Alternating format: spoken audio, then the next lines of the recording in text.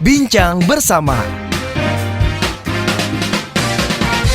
Sobat listener, saya selalu percaya ya kalau misalnya seseorang yang sekarang kita temui itu nggak lepas dari bagaimana masa lalunya, apa yang dipelajari, apa yang diturunkan dari keluarga dan juga orang tuanya.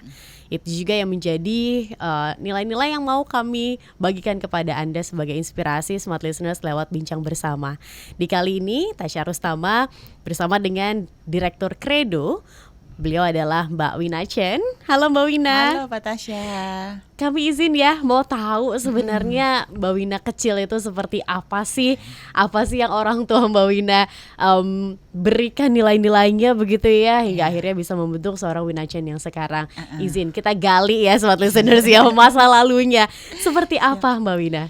Saya itu besar di keluarga pengusaha. Jadi ayah saya punya toko. Jadi saya itu anak toko lah. Jadi dari kecil itu kalau pulang sekolah ya ke toko. Terus jadi main kasir-kasiran, beneran tuh belajar matnya dengan uang beneran gitu. Udah nggak mainan lagi ya. Iya. Mainnya beneran ya. Iya. Jadi anak pekerja di bawah umur. Ini magang gratisan. Iya, magang gratisan. Kalau istirahat ya di toko juga di gudang gitu. Ya kalau mau ulangan umum ya belajarnya di gudang. Wow. Iya. Itu dari benar-benar dari kecil sudah di. Benar-benar dari kecil karena jadi kan mama saya ikut bisnis. Sebelum mama saya ikut dalam bisnis masih normal, bukan anak toko, masih pulang rumah. Terus papa saya ada pecah kongsi, akhirnya mama saya masuk pas saya zaman SMP. Mulai SMP lah, kemudian benar-benar toko banget. Jadi pulang sekolah ya ngeles kelar buka toko. Gitu. Kecuali kalau saya ngeles sampai malam, orang tua saya tutup toko jemput saya. Oke, wow. Ini kan tentu sedikit banyak berpengaruh di dalam kehidupan Mbak Wina begitu ya. Iya. Tapi apa sih yang membuat Mbak Wina kecil anak SMP gitu mau pulang ke toko? Apa karena nggak ada orang di rumah atau gimana? Ya karena disuruh orang tua begitu. Karena sopirnya suruh antri ke toko. Karena banyak ya di zaman mungkin beberapa anak kayak nggak maunya pulang ke rumah aja gitu. Sebenarnya apa yang ditanamkan orang tua? Ditanamkan orang tua ya mungkin kebersamaan ya. Jadi kan kadang-kadang memang abis dari toko kita pergi makan dulu baru pulang gitu. Jadi orang tua saya itu tipe yang kalau makan itu harus bareng. Kecuali kamu udah izin ada acara baru kamu boleh nggak bareng. Jadi misalkan saya pulang duluan pun kita tungguin orang tua untuk makan bareng. Ataupun sebaliknya. Saya ada ngeles di mana pun, dulu saya ada ngeles piano di Manggarai, dijemput tuh ke Manggarai habis baru makan bareng gitu. Iya. Jadi diutamakan nilai-nilai kebersamaannya di atas segalanya kalau di keluarga saya. Jadi itu anti kalau makan sendiri itu anti. Oh ya. Nggak boleh. Makanya bareng-bareng bersama dengan keluarga. Betul, bareng-bareng. Oke, baik. Mbak Wina berapa bersaudara? Saya 3 bersaudara, 2 kakak. Saya anak paling kecil. Oh, paling kecil. Cewek sendiri, iya. Jadi kesayangan. Jadi kesayangan deh. Amin. Karena gitu ya, listeners, anak yang paling kecil kan biasanya diemong banget sama orang tua. Atau dimanjakan, tuntutannya semua di paling kecil ya? Karena yang gede udah lewat jadi yang paling kecil. Tapi papa sendiri seperti apa sih sosoknya, Mbak? Ayah saya itu orangnya sangat sabar, sangat baik. Ayah saya malah tipe yang tidak ada ekspektasi terlalu banyak. Kayak saya anak ranking pun juga dia bilang nggak usah ranking nggak apa-apa, yang penting naik kelas gitu. Kalau mama saya yang lebih strict, tapi tipenya bukan mengejar akademik kalau mama saya juga. Tipe yang gimana ya? Memberikan kesempatan kepada ke anak untuk mengeksplor semua hal. Jadi saya pas kecil itu ngelesnya banyak banget. Ngeles berenang ya iya, piano ya iya, organ ya iya, balet ya iya, semua ada. Dicobain semua gitu. Sampai saya pulang sekolah itu bisa anak SD ngeles 2 biji baru pulang rumah. Gitu. Dan bukan ngeles pelajaran ya, semua non pelajaran. Non pelajaran. Iya. Oke, itu energi udah habis, sudah nyenyak aja di rumah mungkin, tidurnya. Mungkin itu tujuannya kayaknya. Biar sampai rumah tidur. Oke, kalau dalam sisi bisnis sendiri, apa yang orang tua ajarkan? Papa saya itu bilang nama baik itu penting banget. Jangan pernah mempertaruhkan nama baik demi apapun. Misalkan contoh lah zaman krisis moneter, kan itu kan dolar dari 2.000 naik menjadi 15.000 ya. Sedangkan papa saya impor banyak. Jadi kan utangnya dalam dolar. Banyak pengusaha lain yang kita juga dengar, oh misalnya collapse, justru nggak mau bayar karena lagi berat. Karena kan utang kamu tiba-tiba naik 4 kali lipat. Dimanapun juga susah bayar memang saat itu. Ayah saya juga sebenarnya ada teman-teman yang bilang udah nggak usah bayar aja, collapse aja gitu. Tapi ayah saya bilang, oh nama baik itu jauh lebih penting. Jadi ayah saya sempat tulis ke vendornya dia, prinsipalnya dia bilang, oh kondisi saat ini begini, saya mungkin nggak mampu bayar saat ini, tapi saya mau nego untuk pembayaran dicicil. Nanti saya kalau udah mampu saya bayar semuanya. Akhirnya ayah saya dengan begitu tetap lunasin. Meskipun dengan kondisinya kan bukan di luar kontrol kita ya. Bukannya karena kita memang nggak bayar, memang tiba-tiba dolarnya kayak segitu gilanya gitu. Dan juga ada kerusuhan segala. Jadi ayah saya bilang meskipun begitu tetap saya nggak mau pakai alasan itu. Karena nama baik saya lebih penting daripada sekedar, maksudnya daripada alasan finansial seperti itu gitu. Iya. Wow, luar biasa. Ini kan berarti Mbak Wina mengalami ya? Mengalami, saya masih SMP waktu itu. Berarti itu. Ketika misalnya tidak ada sangkut paut ke dalam usaha atau bisnis orang tua, tiba-tiba harus ikut cawe-cawe di situ ibaratnya. Ini kan tentu akan berdampak di dalam diri Mbak Wina sendiri. Bagaimana keadaannya saat itu? Saat itu ya kondisi keuangan agak sulit ya. Kondisi keuangan keluarga ya sulit. Dan juga kan memang ya namanya kondisi Jakarta mencekam waktu itu ya. Ya, tapi saya masih relatif kecil, saya masih SMP. Jadi saya juga nggak terlalu ngerti kok perjuangan orang tua. Saya mungkin ngertinya pas udah lulus kuliah baru mulai ngerti gitu. Oh zaman dulu iya berat banget ya kalau utang tiba-tiba naik 4 kali lipat gitu. Aku nanya ayah saya, kenapa kamu waktu itu nggak bilang nggak bisa bayar aja? Kan banyak bisa alasan seperti itu. Gitu. Dia bilang nama baik itu penting katanya. Saat saya masih kecil saya kurang ngerti kata-kata itu. Sekarang saya ngerti. Kayak pas saya kecil kan seakan-akan ayah atau orang tua saya kenal tuh si itu, si Ono, si ini. Sekarang kan satu Jakarta temen dia gitu ya. Tapi saat kita udah sekarang kita beranjak dewasa, kita juga berasa seperti itu. Oh anak sekolah mana, kita semua rata-rata kenal. Meskipun ya mungkin udah cek degree atau degree, apalagi pada Facebook, ada Instagram, berasa kayak semua kenal semua. Itu menurutku nama baik jauh lebih penting lagi. Sekali nama baik rusak kedengeran kan semuanya kan. Oke. Baik, Mbak Wina, akhirnya bisa memutuskan untuk terjun di dalam bisnis. Itu seperti apa? Memang dari awal cita-cita dari kecil mau jadi pebisnis kah? Cita-cita saya saat itu saya baca buku Cash Flow Quadrant yang Robert Kiyosaki. Cita-cita saya pengen punya gedung di Sudirman. Kan namanya anak-anak ya, anak-anak SMA. Bacanya Rich Dad Poor Dad gitu. Wah, keren banget gitu. Saat itu ya. Tapi Rich Dad Poor Dad udah gak relevan tuh sekarang. Iya.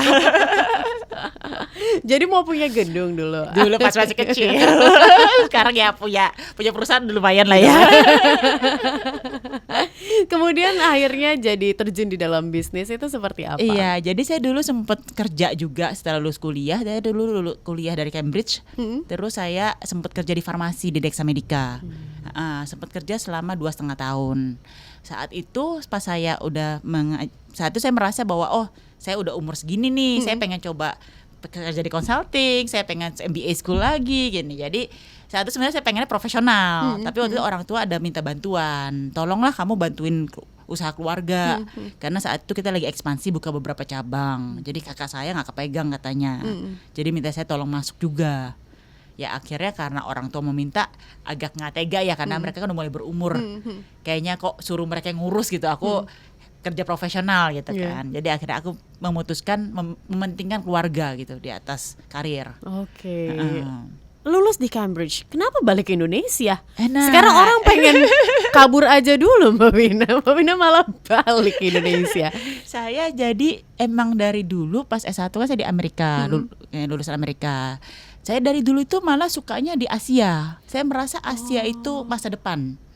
Saya merasa Asia itu jauh lebih vibrant. Misalkan kamu di Eropa ya, kamu jam 6 sore aja udah mulai sepi. Iya. Kalau jam 6 sore Jakarta masih rame. Iya. Justru rame-ramenya. Iya. Di sana hari Minggu jam 8 udah sepi. Yang rame itu cuma di bar. Tapi kayaknya kondisi kotanya cantik, tapi ya sepi gitu. Saya merasa di Asia lebih seru. Gadis metropolitan ya. Ada kota ya. Iya, saya merasa Asia itu masa depannya dunia menurut saya. That's why Mbak Wina balik ke Indonesia. Nah, saat itu saya pas saat lulus, Saya kan emang lagi tunggu graduation, saya dapat offer dari satu perusahaan plastik di Inggris. Tapi memang kotanya kecil banget. Bukan even Manchester, dari kota kecil dari Manchester gitu. Oke. Nah, saat itu saya juga dapat offer dari perusahaan farmasi karena saya sempat jadi tour guide-nya CEO-nya Dexa Medica waktu itu, Pak Ferry Sutikno. Oke. Jadi saya dapat offer dari Dexa Medica. Terus saya nanya papa saya nih, mendingan saya ambil yang mana, Inggris atau Jakarta? Papa saya kan ada hidden agenda pengen saya balik ya.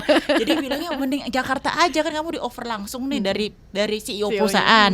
Pasti kamu belajar banyak. Iya juga ya gitu. Padahal papa saya pengen saya balik, jangan nyantol sama bule di sono gitu.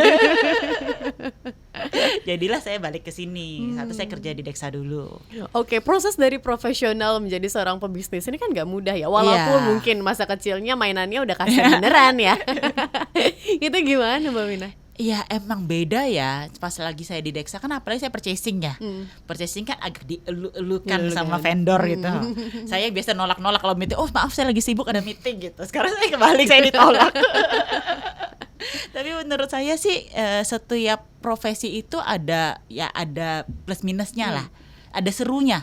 Selama kamu enjoy di setiap tahap hidup kamu bisa, selama kamu bersyukur dan juga kamu enjoy ya enjoy aja sih sebenarnya sih.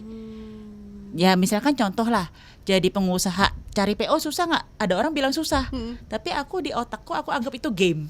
Oh. Jadi malah seru nih, gimana caranya aku dapetin PO nih, contoh dari Kompas gitu kan. Canda-canda. Waduh udah disenggol-senggol kita. Iya gitu, jadi kayak aku anggap dalam otakku itu cari PO adalah satu game. Oke, ketemu satu belum berhasil, gimana saya harus gamenya nih supaya berhasil gitu. Jadi saya demen jualan itu, seru buat saya. Wow, berarti emang udah genetik dari lahir begitu ya. Karena kan dari profesional menjadi seorang pebisnis, tapi Mbak Wina bisa change mindset itu dan Saya bisa change sustain. mindset itu mungkin dari zaman kuliah. Dari zaman kuliah kan saya pas ke Amerika itu nggak bisa ngomong Inggris ya. Jadi ketemu bule itu deg-degan juga. Karena masih belepotan ya. Jadi saya setiap Asia tuh saya samperin. Hello, my name is Wina. Jadi mau gak mau kan belepotan dong, Iya, nggak bisa iya, ngomong. iya. Ngembule ngomong aduh ngomong apa itu. Jadi itu aku juga jadi mindset, jadi game. Gimana aku bisa dapat temen gitu. Wow, seru banget. Tapi kita mau fokus nih ke kredonya. Iya, boleh, Ketika sudah jadi profesional, terus ditarik ibaratnya nih sama ayah untuk bisa bantu di perusahaan keluarga, itu gimana tuh Mbak Wina? Apakah dari awal memang kredo namanya atau seperti apa? Enggak, jadi kita awalnya malah kita trading untuk barang-barang mesin jahit. Jadi papa saya punya toko, kita supply ke pabrik-pabrik garment. Oke. Jadi saya awalnya kan pegang accounting finance perusahaan. Kan papa saya masih toko konvensional lah, jadi kita yang coba untuk komputerisasi gitu-gitu. Dulu benar-benar yang tipe yang di toko-toko banget yang pakai nota ditulis gitu. ya. Iya, utangnya berapa juga nggak jelas gitu. Jadi kita mulai komputerisasi, jadi kita ke finance accounting, terus namanya pengusaha ya harus pegang semua ya. Lama-lama jadi sales juga gitu. Pas pengalaman pertama jadi sales sih keringat dingin ya. Ke pabrik garment isi 1.000 orang keringat dingin juga gitu. Cuma kan sebagai bos gak boleh aku keringat dingin depan anak buah itu, harus kesana pede. Tapi setelah sekali, 2 kali, 10 kali, 100 kali biasa aja jadi seru malahan. Jadi seru ya. Iya. Oke, wow. Terus sekarang bisa jadi kredo begitu Iya. kan? Ini diciptakan sendiri atau tadi legasi dari orang tua? Oh, ini diciptakan oleh saya dan kakak saya. Jadi orang tua nggak ada produksi. Kita sama kakak saya baru diversifikasi bisnis. Iya. Terus kredo ini baru aku patenin sekitar 2 tahun lalu lah. Karena kan sebenarnya kita itu white label seragam itu kan. Oke. Jadi kita merasa bahwa kita perlu ada brand untuk menjadi pembeda, supaya orang tahu nih, oh ini buatan siapa gitu. Iya. Makanya kita patenin merek kredo itu. Oke, berarti sebelumnya sudah ada penjahitnya, sudah ada produknya begitu ya, tapi Betul. belum ada mereknya apa. Kita ada merek tapi mereknya nggak kita patenin waktu itu. Oke. Namanya Kolibri. Tapi pas kita mau patenin nggak berhasil. Akhirnya kita ganti nama. Kita patenin yang yang merek kredo ini. Karena kan merek patennya kita itu sama seperti merek baju. Jadi banyak merek baju itu susah cari namanya.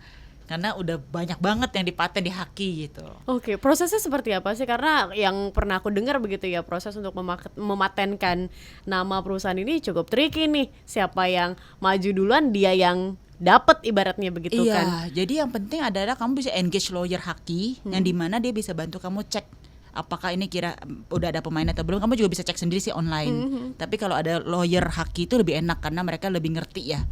Misalkan saya ada komunitas pengusaha ini yang Business Network International, ada lawyer Hakinya, lawyer patennya. Jadi dia bantu saya tuh. Kalau nama ini udah ada, nama ini udah belum, kita sampai 50 nama, 100 nama kali. Udah kayak cari nama anak. Akhirnya yang Credo ini, jadi kenapa aku pilih Credo? Satu, karena artinya kepercayaan. Jadi saya percaya bahwa bisnis itu bisnis kepercayaan. Selama orang percaya kamu, maka kamu bisa jadi vendornya. Dan kepercayaan itu penting di semua bisnis. Yang kedua, Credo itu bisa jadi singkatan Corporate Seragam Indonesia. Oh, iya. Menarik. Berarti banyak ya, ada maknanya di baliknya begitu betul. ya Mbak Wina ya. Oke, sampai dengan saat ini apa tantangan terbesar yang mungkin pernah Mbak Wina hadapi dan jadi kayak ini yang paling menghantam begitu? Menurut aku adalah mindset sendiri. Jadi limiting belief kita itu yang paling bahaya untuk diri sendiri. Jadi kadang-kadang kita selalu merasa bahwa kita tidak cukup mampu, kita tidak cukup besar, kita terlalu kecil. Sesuatu yang mengecilkan diri sendiri sebetulnya. Jadi malahan kita itu mungkin adalah pengkritik terbesar diri sendiri. Kenapa kita takut melangkah? Karena kan sebenarnya apa sih takut gagal? Kenapa takut gagal? Emang gagal kenapa? Takut gagal mungkin takut dikatain. Kenapa takut dikatain? Oh, karena mungkin pas kecil kamu pernah dikatain teman kamu. Jadi sebenarnya banyak hal-hal yang kita kalau gali itu sebenarnya dari masa kecil kita yang membentuk diri kita sekarang. Yang dimana kita harus lama-lama kalau awareness kita tinggi, kita sadar nih, oh ini sebenarnya aku terbentuk karena ini. Dan kita mulai pelan-pelan kita ubah. Cara ubahnya adalah take action. Oke. Covid kemarin ini kan cukup menghantam semua bisnis ya. Iya. Termasuk Credo juga yang bisnis satu lagi malah yang lebih jauh terhantam. Karena itu kan kita supply ke pabrik garment, jadi kan pabrik garment semua ekspor kebanyakan. Saat itu mungkin omset kita turun sehingga hanya 20% dari normal. Jadi saat itu memang berat banget. Apalagi kan bisnis juga suruh tutup kan zaman-zaman yang PPJB, PPKM ya. Udah lama aja lupa. udah 5 tahun lebih loh, nggak berasa ya. Cepet ya. Cepet. Berarti itu bagaimana caranya Mbak Wina dan juga. Dan untung kita ada diversifikasi bisnis ini yang Credo. Yang Credo juga nggak terhantam, beberapa PO seragam kita di cancel atau di hold karena nggak jadi buat gitu. Tapi ada blessing in disguise juga karena saat itu kan masker kain mulai on ya. Jadi kita banyak dapat masker kain dari corporate dengan brandingnya. Jadi mereka brandingnya bukan ke merchandise, mereka ke masker kain. Kita waktu itu dapat banyak dari kawan lama, dari milik kita, dari baik 2 itu waktu itu. Wow. Dari Cimory juga pernah. Jadi ada peluang begitu ya di balik mungkin keterbatasan itu. Betul. Menurut saya sih di setiap tahap bisnis, di setiap tahap hidup itu ada peluang dan ada resiko. Tergantung kita mau kejar yang mana gitu. Oke, ini kan kliennya udah nama-nama besar yang well known begitu ya. Cimory tadi juga bilang kawan kita, ini kan kawan lama. Ini kan tentu ada pasti ada kisah menarik gitu di belakangnya. Gimana caranya bisa dapat klien yang gede-gede itu begitu kan, yang kita tahu namanya bahkan. Ya menurut saya ya pertama limiting belief itu pertama. Dulu saya pas baru mulai saya nggak berani approach, takut saya. Iya kan, saya itu kan perusahaan besar. Betul, gitu, siapakah saya gitu kan. Jadi saat itu saya ikut satu komunitas bisnis namanya Entrepreneurs Organization Accelerator, di mana saya ada mentor bisnis. Kita dikasih challenge untuk menaikkan omset 30% setiap bulan. Gimana cara naikin omset setiap atau kena denda. Tapi karena saya memang orangnya demen achiever, saya tak achiever kalau dari Gallup tes saya, personality test. Jadi saya malah mikir gimana cara saya naikin omsetnya 30%. Ya kalau untuk seragam ini saya harus kejar yang gede-gede. Makanya saya waktu itu memberanikan diri, semua TBK company saya kontak. Wow. Jadi caranya gimana? Saya Google list TBK companies di Indonesia, di Jakarta, siapa aja, saya suruh karyawan saya kontak semua, cold calling semua satu-satu buat janji, hadapin aja. Dan Iya berhasil. bener, itu mulai awalnya ke sana. Saya pertama TBK company saya dapat tuh Garuda Metalindo. Wow. Iya, di Kapuk Kamal, dia buat seragam waktu itu sama kita. Keren banget gitu ya, ini mentalnya luar biasa. Iya, harus dihadapin Harus aja, makanya dihadapin. cobain. Dan ternyata setelah masuk, ternyata mereka open aja tuh, mereka welcome aja. Meskipun mereka tahu saya masih termasuk UMKM ya, bukan pemain besar yang gimana, itu mereka open aja, welcome aja. Selama kamu bisa dipegang, kata-katanya hasilnya bisa dipegang, mereka open kok, welcome. Oke, berarti sebenarnya ketakutan it's on your Betul, head. it's in our own head. Betul. Kadang-kadang pas lagi kamu hadapin ternyata gitu doang kok gitu. Pas belum hadapin udah mikirnya macam-macam nih. Iya. Entar dia galak lah, entar dia menolak lah, entar ini itu gitu kan ya, udah skenario udah banyak di otak. Padahal pas hadapin ternyata begitu toh gitu. Seru. Ya pasti ada challenge-nya Ada ya. challenge-nya. TBK company atau gitu pasti ada kriterianya. Ini itu diikutin. Bukannya juga dengan gagah perkasa tapi gak ada persiapan. Tapi kalau misalnya kita mau tanya lagi, pencapaian terbesar Credo tuh sampai dengan saat ini apa sih, Mbak? Kalau saya waktu itu, menurut saya TBK companies itu saat itu pas zaman itu saya nggak berani approach TBK companies. Saya merasa bahwa siapalah saya gitu. Dan saya akhirnya mencoba dan menghadapi, dan ternyata kita masuk lumayan banyak multinational companies gitu, kayak Auto 2000 juga kita udah pernah masuk, Permata Bank juga. Jadi ternyata kalau dihadapin ya ada kesulitan, ya ada, bukannya bilang nggak ada gitu ya. Tapi ternyata banyak kesulitan itu kalau kita hadapin ternyata bisa kita laluin gitu. Jadi challenge yang malahan setelah itu jadi seru loh sekarang gitu. Oke. Jadi sekarang ketagihan. It's like a game soalnya Iya, kan. betul. Seru banget ini. Kalau kita ngomongin orang-orang di dalam Credo, Iya. Mbak Wina, aku dengar katanya 80% perempuan ya? Iya. Karena saya percaya bahwa wanita sama mama laki-laki itu sebenarnya bisa performnya sama aja menurut saya. Malah mungkin wanita kadang-kadang bisa lebih teliti ya dibanding laki-laki.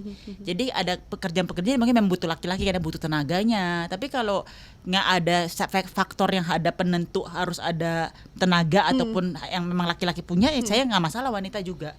Malah saya seneng kasih wanita yang udah pernah vakum dari dunia kerja.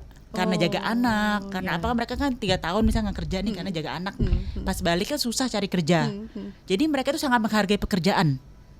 Saya merasa bahwa mereka dikasih kesempatan, mungkin umurnya juga udah agak lebih berumur gitu ya, karena udah pernah jaga anak, udah pernah jadi ibu rumah tangga. Padahal mereka adalah skill-skill yang sebenarnya bagus gitu. Cuma nggak ada kesempatan aja. Saya merasa bahwa wanita-wanita seperti itu sebenarnya perlu dikasih kesempatan untuk membuktikan diri. Oke. Ini menarik ya, smart listeners, di mana kita tahu banyak bisnis yang nggak mau pusing ya kan, Mbak Wina. Kalau perempuan ini kan ya mau nggak mau dibilang bahwa banyaklah tantangannya begitu ya, ketika punya anak mungkin, belum lagi ya tantangan hormonal.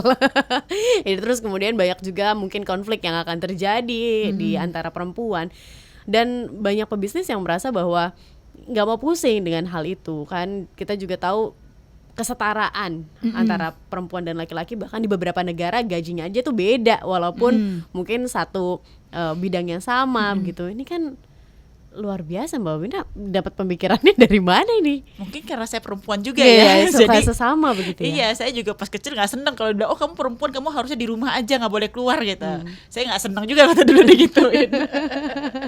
Dulu mama saya nggak kasih saya kuliah keluar, cuma boleh di Indonesia atau Singapura waktu itu. Cuma saya mengambil strategi diam-diam saya apply sendiri. Untung dapat ya. Iya, dengan restu papa, diam-diam sama papa waktu itu. Jadi saya merasa setelah memberi diri saya kesempatan, ternyata tuh saya bisa. Gitu. Dan ternyata juga nilai saya cukup bagus gitu kan. Jadi kayak saya merasa perempuan-perempuan aja juga sama, banyak yang hanya kurang kesempatan saja. Jadi di mana kadang-kadang banyak perempuan yang mungkin financially terlalu dependent sama laki-laki. Saya dulu pernah menerima satu wanita, dia itu korban KDRT, lari dari lakinya dari Kalimantan. Pas pas saya juga entah kenapa saya bisa terima karena saya tuh mukanya mengenaskan. Jadi dia apply sebagai OB. Oke. Iya, karena dia cuma lulusan paket C. Saat itu saya merasa bahwa aduh, kalau saya pada umumnya saya yang Wina biasa saya pasti nggak terima. Karena mau jadi OB saya nggak terima OB wanita. Juga saya nggak, waktu itu saya OB udah ada.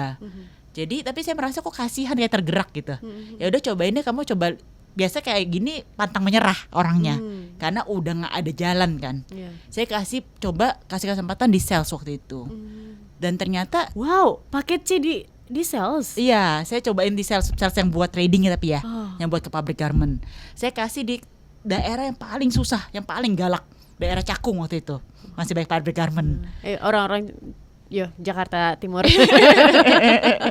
Jadi memang pabrik garment kan ya lumayan keras lah ya, kondisi kerjanya gitu. Jadi purchasingnya lumayan ya, banyak yang lumayan keras gitu. Jadi saya kasih, ternyata dia bisa bertahan, survive meskipun ya dia butuh berevolusi ya. Jadi saya kasih coaching pribadi gitu. Karena kasihan pas lagi ada wanita yang korban KDRT lari dari rumah, itu benar-benar hidupnya itu kasihan menurut saya. Yang dimana dia udah jadi ibu rumah tangga udah lama, dia memang dia merasa dirinya itu nggak layak. Wah, itu untuk menumbuhkan percaya diri itu lama banget. Dan tapi ternyata dia juga, beberapa customer besar saya dapetin dia, termasuk TBK company saya cerita itu. Jadi ternyata kalau diberi kesempatan, orang itu bisa perform selama di guide-nya bener gitu. Dan saya merasa bahwa kerjaan saya ada maknanya, bukan hanya sekedar mencari uang, tapi memberikan perubahan dan dampak kepada hidup wanita seperti itu gitu. Iya. Mbak Wina direktur kan, tapi mau turun ke bawah. Ya mungkin masih perusahaan belum terlalu besar, jadi masih harus turun ke bawah. Enggak, masih chief everything officer. CEO-nya Chief Operating Officer.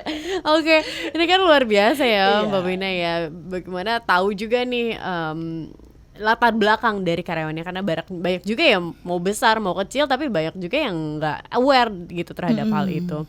Tapi untuk Mbak Wina sendiri, definisi sukses dalam kehidupan itu seperti apa sih? Sukses menurut saya adalah saat kamu bersyukur atas hidup kamu. Jadi kamu ada drive untuk maju, tapi kamu juga nggak ngiri lihat orang lain lebih bagus daripada kamu. Tapi kamu juga tidak merendahkan posisi kamu sekarang, kayak selalu mengeluh gitu. Jadi kamu bersyukur atas hidup kamu sekarang, tapi kamu tetap mau maju ya, bukan bilang kamu udah nggak maju. Terus di mana kamu mempunyai hubungan berkualitas, maksudnya hubungan yang baik dengan sesama, dengan hubungan keluarga. Jadi menurut saya sukses itu saat hidup kamu balance dengan segi finansial saja. Finansial ya tentu penting. Finansial ya iya, pribadi ya iya, keluarga ya iya, misalkan pertemanannya iya gitu. Atau misalkan kamu juga, jadi semua hidup kamu itu lingkarannya balance dari semua faktornya. Menurut saya itu baru namanya sukses. Kalau hidup kamu sangat, misalkan finansial sangat bagus nih, sangat bisa hidup mewah, tapi keluarga hancur, kan buat apa? Atau tubuh kita sakit-sakitan, kita juga nggak bisa nikmatin finansialnya. Tapi kalau misalkan kita contoh lah, kita sangat sehat bugar, tapi nggak ada duitnya juga berasa juga gitu kan ya. Jadi menurut saya saat setiap faktor hidup kita itu balance, itu adalah sukses sesungguhnya menurut saya. Oke, Mbak Wina apakah sudah merasa bahwa saya sudah sukses sekarang? Belum, masih belum berasa. Gini, saya bersyukur atas hidup saya, tapi saya merasa bahwa belum semuanya terpenuhi, belum semuanya balance. Masih ada faktor bagian-bagian yang masih pengen saya improve. Baik, kalau di luar pekerjaan sebagai seorang direktur, apa sih yang suka dilakukan oleh seorang Wina Chandra? Saya itu suka berkomunitas, bernetworking. Iya, jadi memang saya kan orangnya ekstrovert ya. Jadi saya demen tuh ketemu orang baru, ngobrol, denger kisah hidupnya gitu. Kayak tadi saya sama Mbak Gea juga kan sempat ngobrol gitu. Jadi saya demen denger kisah hidup orang, karena menurut saya setiap orang itu punya kisah hidup masing-masing, yang punya perjuangannya masing-masing. Jadi saya suka berkomunitas di mana komunitas yang positif. Jadi bisa belajar banyak dari sesama temen, bisa juga cari networknya. Jadi itu kayak mendapatkan segala sisinya dapat. Oke, Gitu. ekstrovert ini menarik energi, jadi lebih banyak orang, lebih banyak berkomunikasi, lebih Iya, dapat happy banyak lagi, insight. lagi. Betul. Oke, wow. Mbak Wina, kita tapi mau tahu dong nih, Ya. Kredo bisa di pesan di mana, informasinya bisa di mana? Kan mungkin smart listeners yang di kesempatan kali ini mendengarkan, saya pengen pesan seragam dong di Kredo, caranya gimana gitu? Bisa Silakan. follow Instagram kita di Credo CREDO.seragam. Di sana ada nomor teleponnya, tinggal di DM ataupun di WA aja. Oke. Dari harganya sendiri kalau boleh di spill begitu ya, Iya. range-nya dari harga berapa sampai berapa? Ya, Agar oke ada lah. gambaran nih gitu. Yang pasti harganya bersahabat karena udah masuk banyak perusahaan besar Oke, juga. bestie ya. Jadi, tenang aja smart listeners. Siap. Jadi harga itu bervariasi karena tergantung dari bahan, dari quantity, dari desain. Tapi misalkan contoh harga kaos lah, range-nya bisa dari tergantung quantity ya, bisa dari 30.000 sampai 100.000 juga ada. Jadi range-nya lumayan jauh gitu. Oke. Ini kan customize jadi bisa disesuaikan dengan pesanan begitu ya. Betul bisa. Berarti Jadi kalau smart listeners ada desain sendiri, it's okay untuk. bisa. Misalkan kamu mau kaos nih, kanannya merah, kirinya biru, ini yang hijau, bisa. Bener bisa. Karena kita beli dari kain. Kita potong gitu. Wah, jadi nggak usah khawatir bentuknya kayak gimana. Betul. Konsultasiin aja langsung ke Siap. tim sales and marketingnya Kredo Iya, begitu ya. boleh. Nanti bisa langsung dapat insight-insightnya. Siap. Mbak Vina, thank you banget. Sama-sama, thank you juga Mbak Tasya. Dan kayaknya nggak cuma smart listeners deh yang terinspirasi. Saya juga, wah yes, ayo wanita, kita bisa lebih berdaya begitu kan.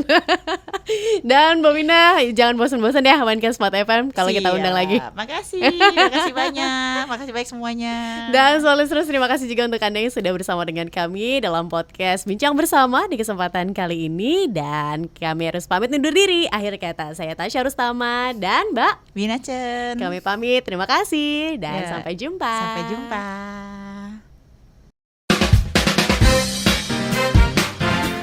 Bincang Bersama.